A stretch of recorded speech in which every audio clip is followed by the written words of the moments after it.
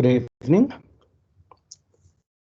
I hope you're well, and welcome to UNISA's Accelerated Masters and Doctoral Online Support Program. Tonight, the session that we have is on theoretical and conceptual frameworks within your studies. Just some housekeeping initial considerations. The first thing is just to mention that you are probably watching this as an asynchronous or non-live version recording of the session, in part because we've had some unusual electricity issues all around the country.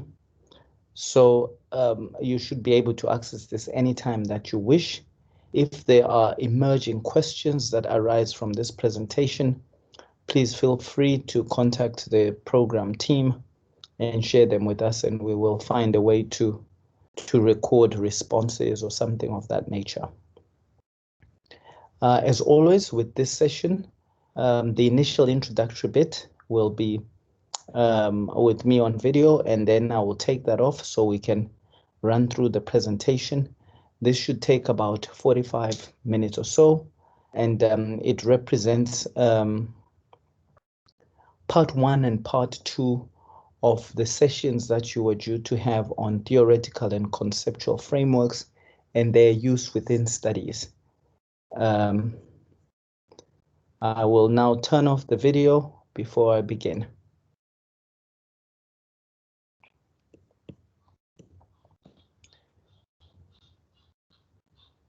My name is Professor Tennyson Mkuchini. I happen to be the project leader for this online support program that you're part of, and today we're going to look at theoretical framework and conceptual framework development within studies. And of course, these are very, very challenging concepts for many, but the actual irony is that they're quite straightforward to understand once you've been exposed to them. So I will utilize the next 45 minutes to an hour to walk you through theoretical frameworks first, and then conceptual frameworks, and I will tie the session up by providing an exercise that that will help you to identify appropriate theoretical frameworks for your study. And just for purposes of making this much more easier to get, I think we should begin with some foundational definition and clarification of the two, and that is a theoretical framework versus a conceptual framework. And a theoretical framework in a study is basically existing theories that assist the researcher to better understand the field that they are looking at.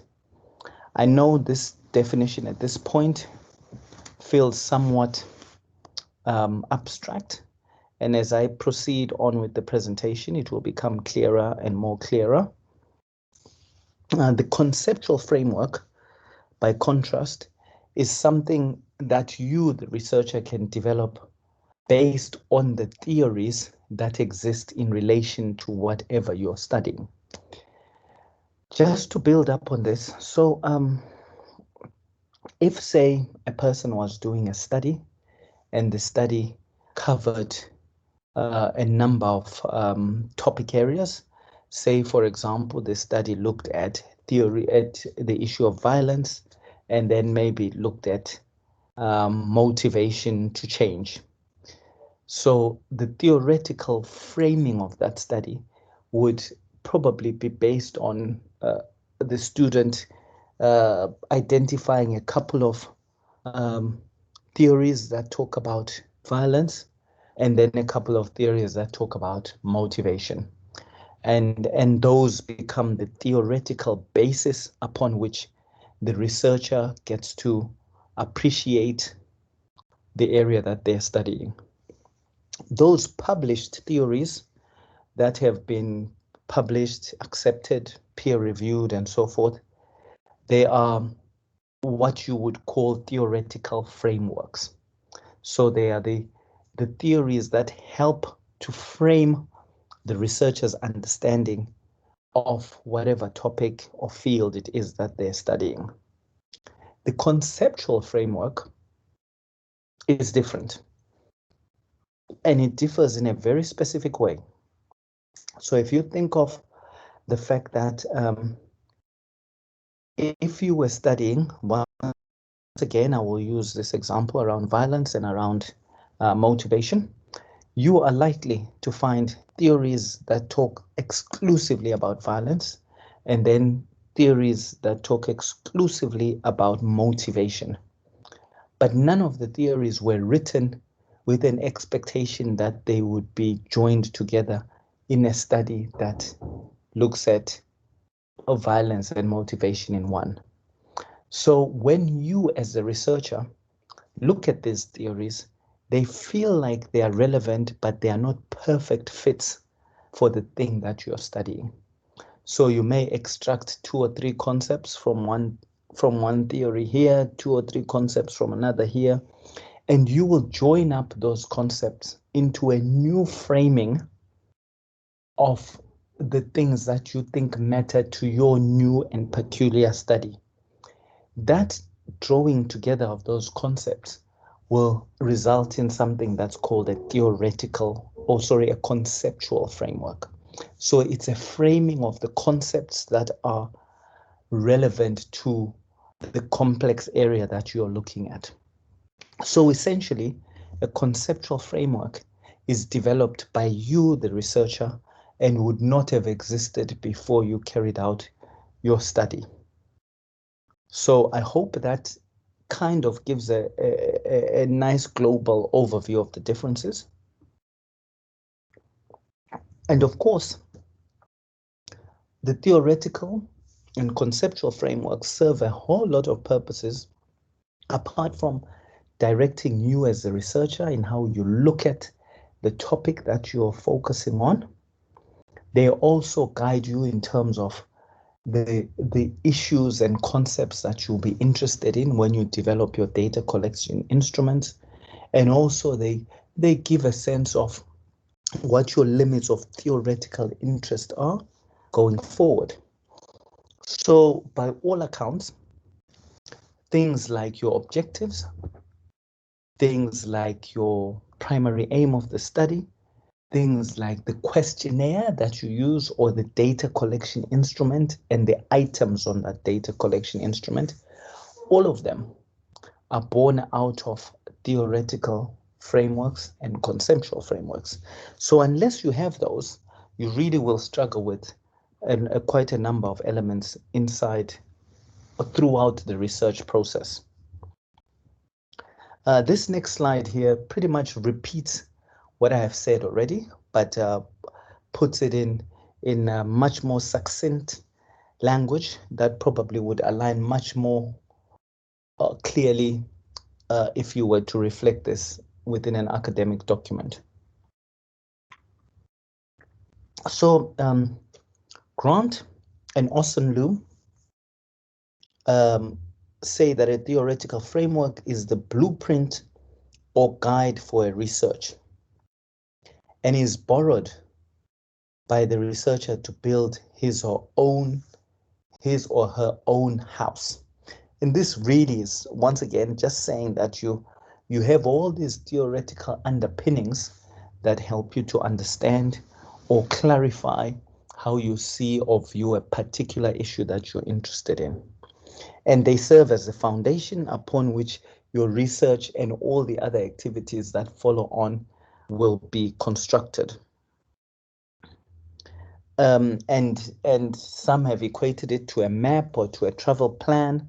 And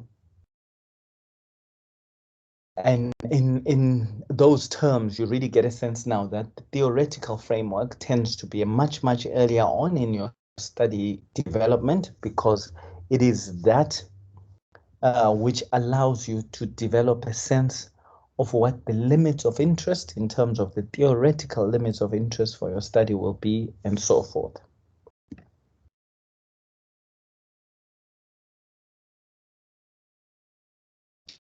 And as I've mentioned, the theoretical framework, by virtue of it being the theoretical grounding upon which your study runs, it will also be the thing that guides you in terms of identifying your objectives, the things that you will be interested in when you collect data, the themes that you will pursue when you are analyzing the data, and so forth. So it really is something that connects every part of the study to itself. Remember, the theoretical framework is about theories that are pre-existing and have already been published. The conceptual framework, on the other hand, is not yet published, but we will speak more about that in future slides.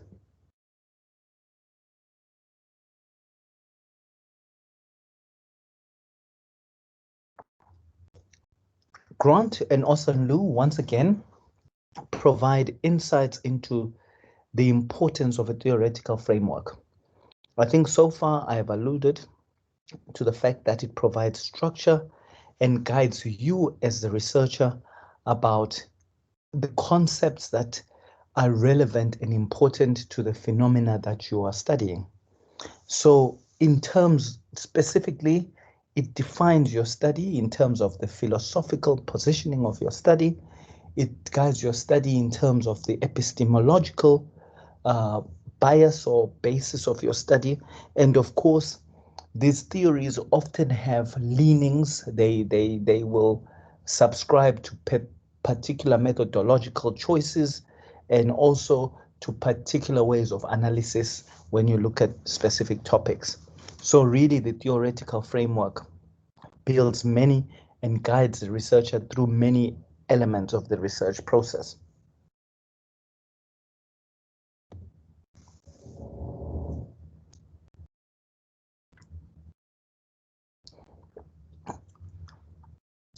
This slide here further identifies the fact that the theoretical framework has a very huge input in terms of identifying the research design that will be opted for, and of course the ensuing data analysis plan. And remember, if you think about this outside of, in practical terms, if you are going to look at the phenomena of violence, for example, and then you have theories about it, those theories detail the things that are conceptually important when you understand violence. And if you accept those conceptually important elements, then the expectation is that they will be included when you develop your objectives for your study. And of course, their very nature has the potential to shape the way that you may decide to design your study and its elements. So really, if you look at it and think about it, the theoretical framework is very critical to all elements of the study.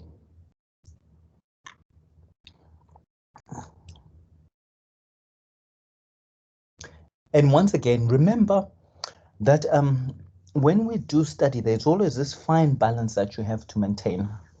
And this balance relates to you identifying a topic initially from personal interest, but recognizing that this anecdotal interest is insufficient unless there's theoretical tenets that support it. So similarly, a theoretical framework allows you to flesh out and to describe the area that you're looking at by using theories that help to explain that area. So it helps to convince others that your study is not based on personal instincts, but rather on established theory that you have acquired through credible literary sources.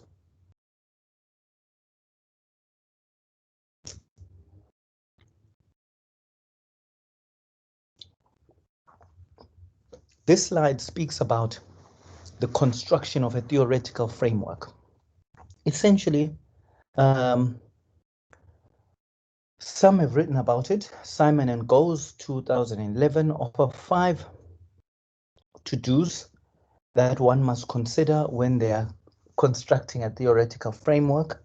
While you look at them, as you focus on them now, the important thing that I want to add to this, to kind of take this into the practical realm, is to basically think of your topic. If you have a research topic and your research topic is, when written out, has of course maybe 20 words or so forth, some of those words relate to concepts of interest. So if your topic is maybe to understand and explore, to critically assess the usefulness of online teaching methods, for example, you might actually then say, right, what are the concepts that are embedded in this question of mine?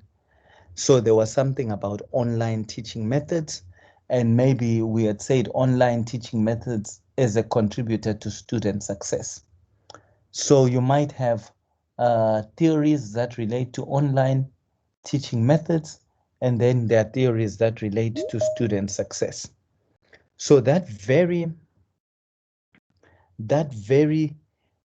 ability to look at your question and to say there are 3 or 4 concepts that are embedded in my question, and that those concepts serve as important indicators of where you should seek out your theoretical contributions.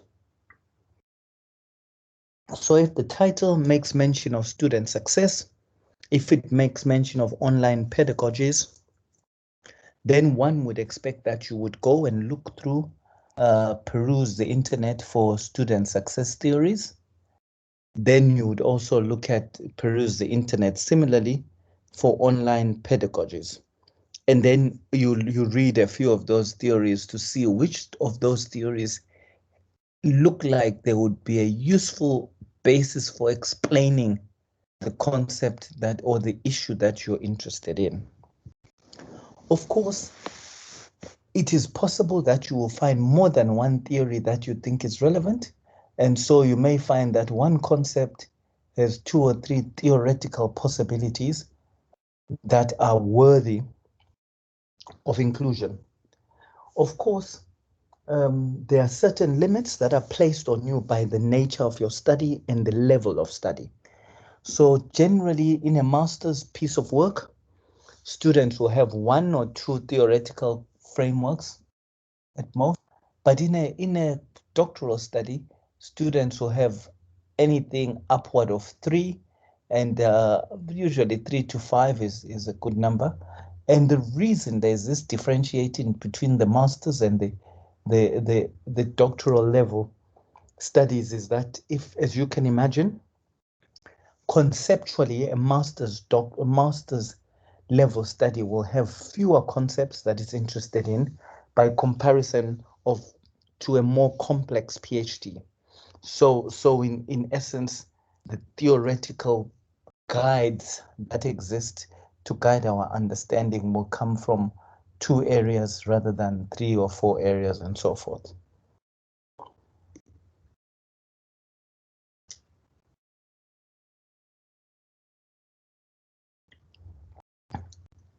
Now we've focused on the theoretical framework.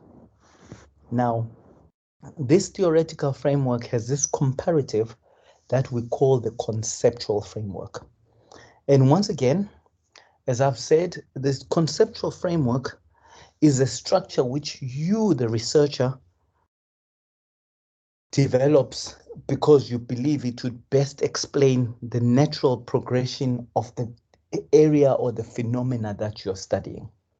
So if I am studying student success on an online environment, then my theoretical contributions will be theories related to student success, theories related to online learning. But I may look at those theories and think that out of them, they only really need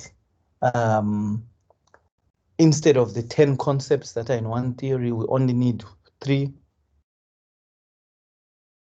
And in another theory, we only need 4. And when you join up those 3 and those 4, and you now have a new framing of the concepts that are relevant to your study, you can then say you have conceptually framed your study. Now you have that conceptual framework. And of course, once you have that conceptual framework, as long as it's still a framework in your study and it's never been published or accepted, it remains a conceptual framework. But what has sometimes happened with conceptual frameworks is you may develop a study and have a conceptual framework, and then in the future, that framework gains more sustenance and it gets more established in your field. It gets published, and then someone approaches or decides to utilize it. When they utilize it and it is not them who developed it, it is no longer a conceptual framework. It exists as their theoretical framework.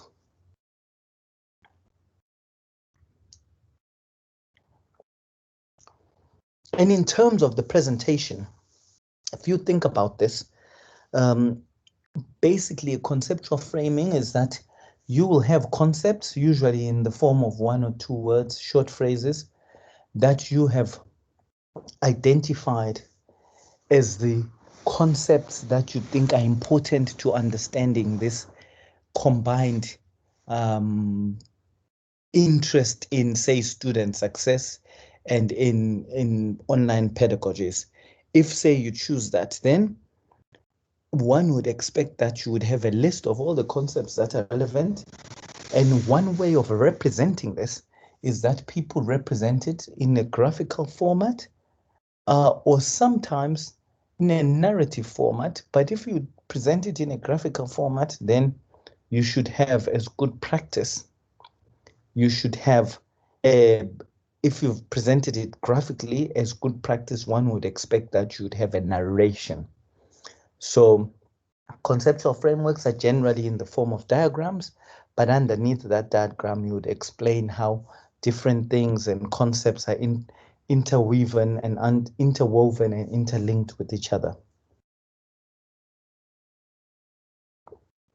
Clearly, if we refer back to the theoretical framework, the theoretical framework was just singularly lone-standing theories that have partial relevance to what it is that you're interested in. Conceptual framework, ironically, is different because you would have taken bits from each of the theoretical frameworks and joined them up together to create this new framework that is of peculiar and unique agreement with the specific part of your study. So then that conceptual framework helps you to identify and construct the exact concepts that are believed to be important for that thing that you're studying. It brings together related concepts to explain or to predict a given event. And it all, of course, it gives you the ability to now have a detailed understanding of the research problem. And it also offers you the potential for understanding the likely solutions that may exist in relation to that.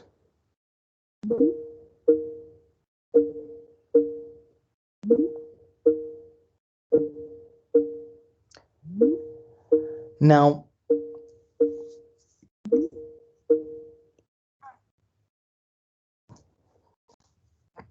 it is important that,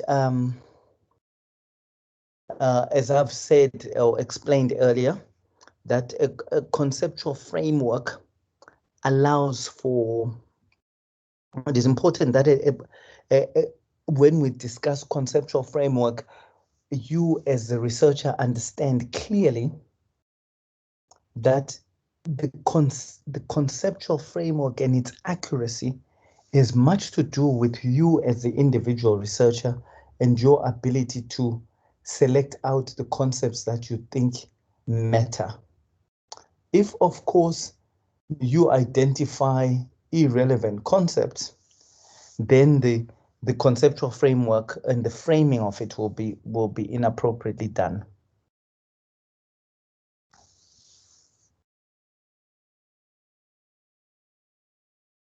And I think, as I've mentioned already and will mention now, a good conceptual framework is not just a picture that stands alone. It's a diagrammatic representation that has a narrative that can be understood.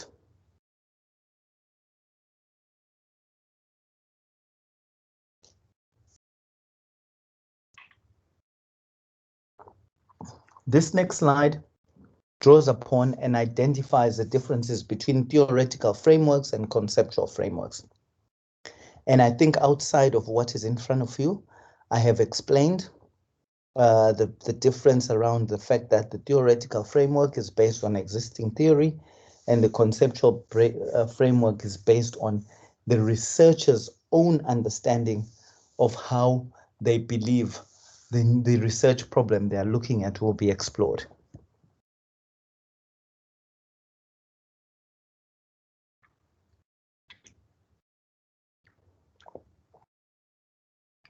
And once again, remember, normally a conceptual framework is developed in the context of a study. So you'll find that it is explicitly done with the expectation that it will be utilized within this very study in which it is developed. Because once it's outside that study and it's published elsewhere, then it ceases to be a conceptual framework and becomes a theoretical framework for the next set of study. Now, I thought it would be really helpful, and this is a very quick, session or a quick example for us to test drive this whole idea of developing a framework. So I will pose a potential research field and then speak you through how one would think about developing frameworks or even identifying appropriate theories to look at. Of course, for us to do this, we need to consider a potential research question. So for purposes of an example, the question that you have in front of you is, what are the factors that impact the uptake of substance misuse and relapse prevention counseling services? So basically, in simple forms, there are many people who have problems with substances, alcohol, taking drugs, and all sorts of things. Usually, the expectation is that once they've got an acknowledged problem or they themselves see that they've got a problem, you would assume that because we treat this as an illness, they would readily register for services to help them to manage their substance misuse.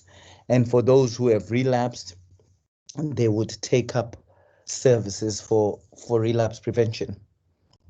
The reality, unfortunately, is that they don't. They don't. So this study is interested in looking at the factors that impact the uptake of substance misuse. So immediately, when you look at the concepts that are here, there's a concept of substance misuse behaviors. Then, of course, there's behavior change. When people take up prevention services, there's an element of behavior change. So there are two areas that are broadly covered here. But so as a reader, when you read this, you would, of course, have your own theories in your head about substance misuse and so forth. And these theories appear as if they are straight from your own imagination, but they are usually guided by pre-existing scholarly knowledge that you have.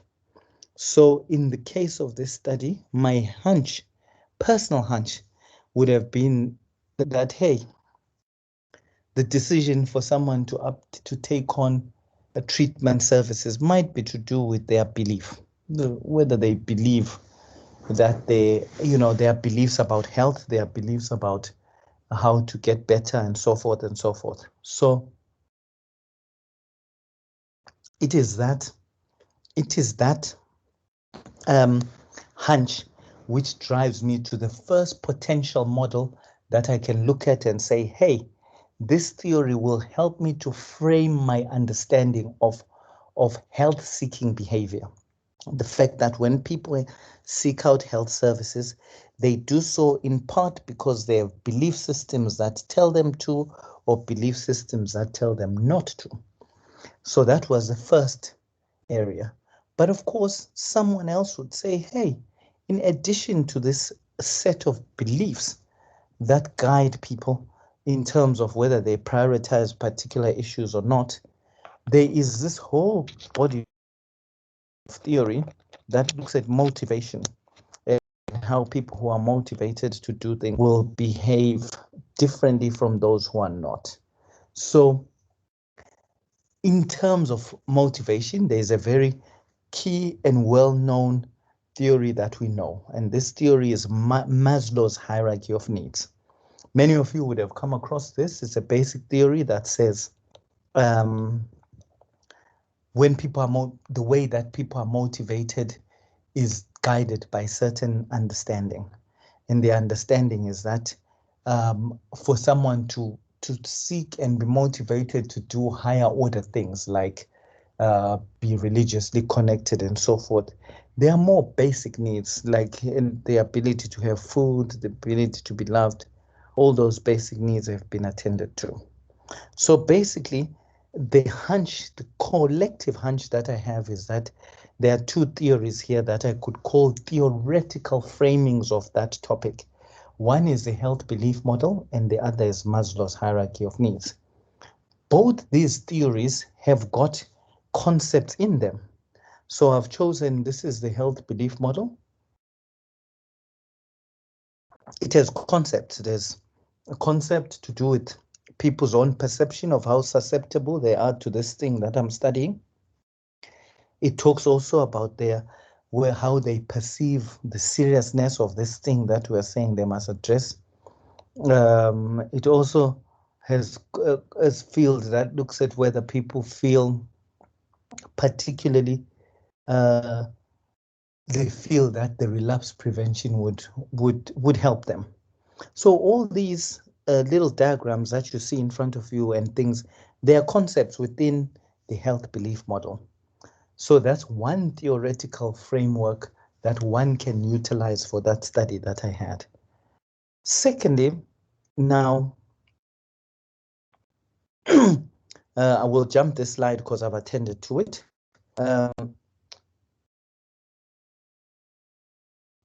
And also this one because I've attended to it.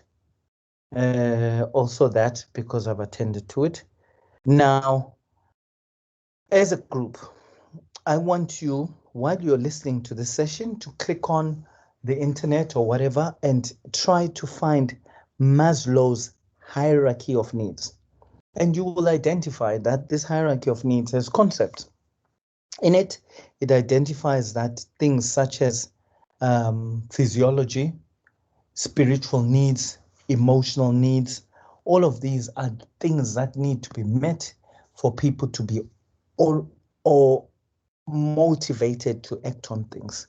So this Maslow's theory says that motivation comes from us satisfying some basic things. And of course, the health belief model identified some areas that we should consider as being important facilitating factors in terms of whether people decide to act on something or not. So we now have contributions and factors that were highlighted by Maslow. We have factors that are highlighted in the health belief model.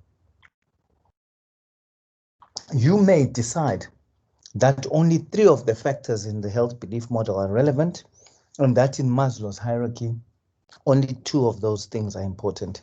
So the 5 things that are important now become a necessary contributing concept to your conceptual framework.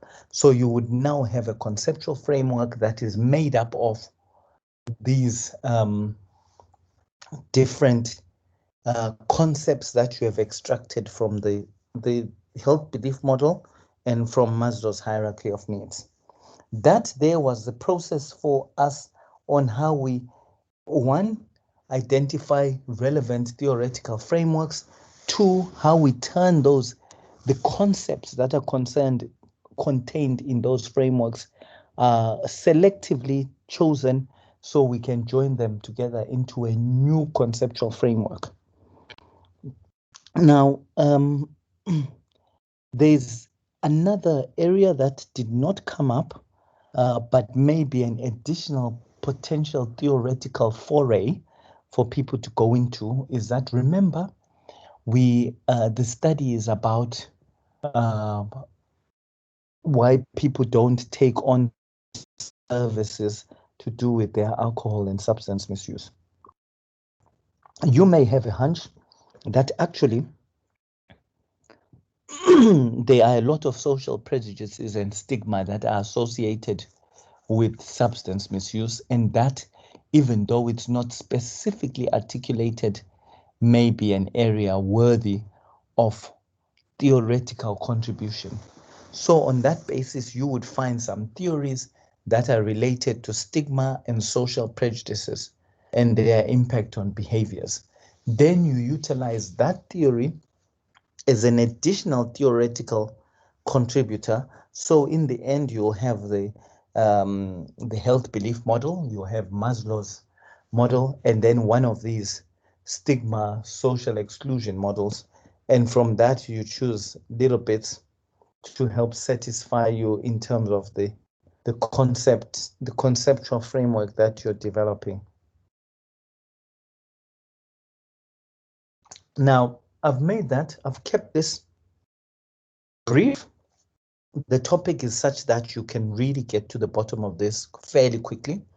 But what I suggest to you is that you go online and you find as many standalone studies that you see, and then ask yourself, when you look at the title or the focus area, try to extract from that what the concepts that are important theoretical concepts are. And once you've got those concepts, then look for potential models and theories that are related to those issues.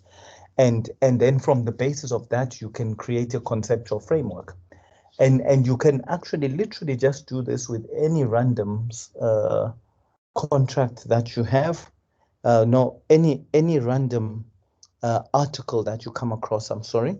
And once you have done that, you will see that you will get much more competent at the ability to discern and extract the theoretical contributing influences in each of the research problems that face you. And once you have those, the progression from theoretical framework to conceptual framework is one that has been clarified here. I've added some reading options for you should you wish to pursue this. And I wish you the best of luck in every single way. Thank you very much.